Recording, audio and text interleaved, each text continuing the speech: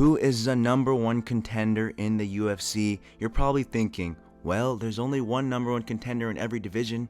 Well, that is true, but today we're going to be putting every number one contender in the UFC against each other to determine who the official number one contender in the UFC is. Before we get into it though, make sure to subscribe. We're trying to hit 1,000 subscribers by the end of the year. I do believe that is possible, so make sure to subscribe. It would mean a lot. Let's go over the contenders for every division first. At flyweight, we have the one and only Joshua Van. Joshua Van recently defeated Brandon Royval to become the number one contender. At bantamweight, we have Sugar Sean O'Malley. Sugar Sean O'Malley lost his belt to Merab. Somehow he's still the number one contender. Don't ask me, I don't make the rules.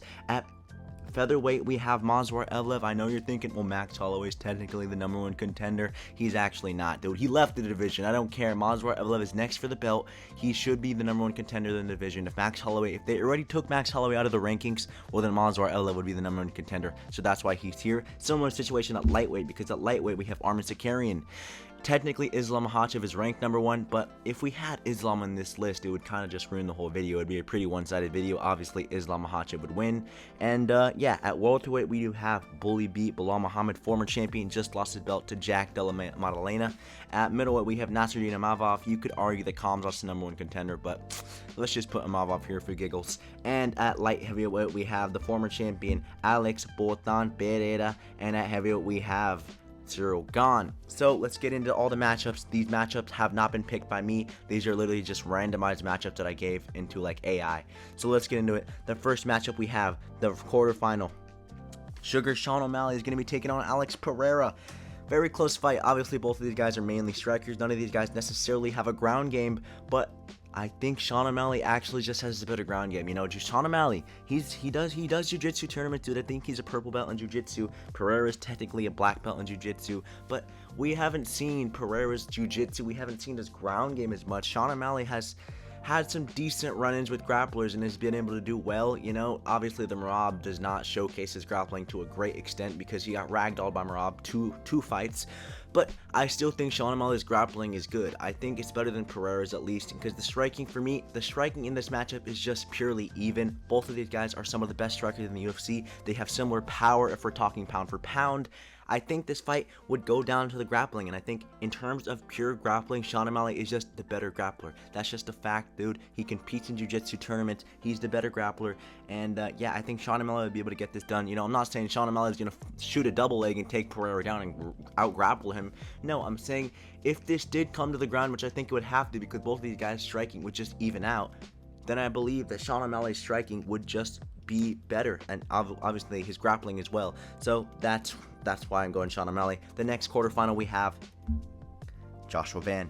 Joshua Van versus Arman Sakarian. Arman Sakarian, great fighter. We love Arman Sakarian over here. Joshua Van, we love him even more though. Joshua Van, I think this is a very hard matchup for him, which I don't like, which I kind of feel for him. I'm sad that we had to give Joshua Van this hard matchup because I would have liked it if we gave him a very much easier matchup. Joshua Van's one of my favorite fighters in the UFC. This is a hard matchup, dude. I think Arman Sakarian is literally that guy. I think people forgot how good Arman Sakarian is. Destroy Charles Oliveira. Don't give me some of that. No, bro, Charles Oliveira won that fight. No, he didn't, dude.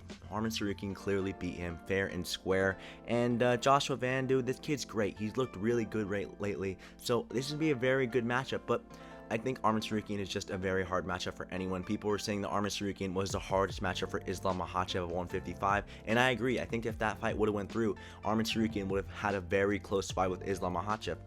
Joshua Van, do I see Joshua Van anywhere near the level of Islam? Unfortunately not. I think Arman Sakarian will be able to take this to the ground very easily. I understand Joshua Van has rock solid takedown defense, but he's never faced someone to the grappling of Arman Sakarian. Arman Sakarian is probably one of the best grapplers in the UFC.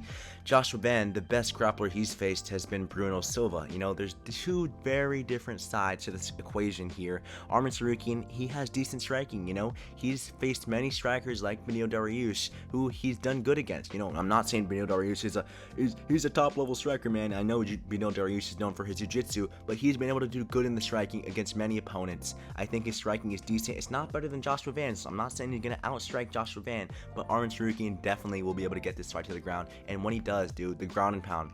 Arman Sakarian has some of the best ground and pound in the UFC. I think that is also a way for Arman Sakarian to win, just smashing Joshua Van's face in. So yeah, I'm going to go with Arman Sakarian. As much as it hurts me to say, dude, I would have loved to see Joshua Van go further in this tournament, but it's going to be cut short here.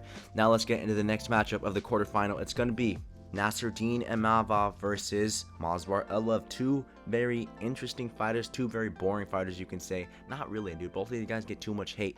But Imavov, dude, Khamzat should be here. You fluked getting into this tournament, kid. You're not really the #1 contender. Meanwhile, Movsar is the clearest #1 contender in the UFC. Picked up wins for guys like Diego Lopez, Dan Ige, Arnold Allen, Aljamain Sterling, and somehow the UFC is trying to say, no, we don't need to give this guy a title shot. He deserves it more than anyone else in the UFC. Stop hating on Movsar Evloev. Nasruddin Imavov, dude, I don't really rate him as high as I should. You know, his best win is to Brendan Allen. Izzy, that Izzy win, that's a washed Izzy. That's an old Izzy, and I don't believe that's anywhere near prime Izzy. And it was kind of fluky. You know, I believe Israel Adesanya was on track to winning that fight. The grappling, I think that Movsar Evloev is going to be able to take this to the ground. I think Movsar Evloev's distance management is good enough for that. I think Nasruddin Imavov has distance management. That's something he struggles with, and Izzy was exploiting that a lot in their first fight. Nasruddin Imavov is not that good. His striking is very basic, bare to none. Movsar Evloev has some sneaky striking, bro. I've been saying this for years. He was piecing up Diego Lopez. He had some good moments against Arnold Allen. Movsar Evloev definitely has some sneaky striking that nobody talks about. Nobody talks about it. But you get what I'm saying here. I believe Movsar Evloev would be able to get to the ground if it did. You know, I just think that Nasruddin Imavov is he's decent everywhere, but he's not great anywhere. And if we're looking at Movsar, he has decent striking but great wrestling. And I think that's where Movsar is going to take this. His scrambles are elite, some of the best we've ever seen in UFC history, Movsar. And I think Movsar Evloev would be able to get this done, probably by decision, because that's all the kid can do, but I'm not saying it would be a boring fight. Now let's get into the quarterfinal matchup we have. Ciryl Gane versus Bully B. This is actually a very one-sided matchup, and I hope a lot of you guys at home are realizing this, because at first look, you look at Ciryl Gane's biggest weakness. What is it? His grappling. You look at Belal Muhammad's most dominant trait. What is it? His grappling. Belal Muhammad is going to go in that cage. He's going to start piecing up Ciryl Gane because he doesn't need the grappling. You know, he's not going to be a bum. He's not going to exploit Ciryl Gane's weakness. He's going to be using those Canelo hands. He's going to be popping the jab. He's going to be teeping the leg kick to the stomach. He's going to be hitting the cheeky little 1-2.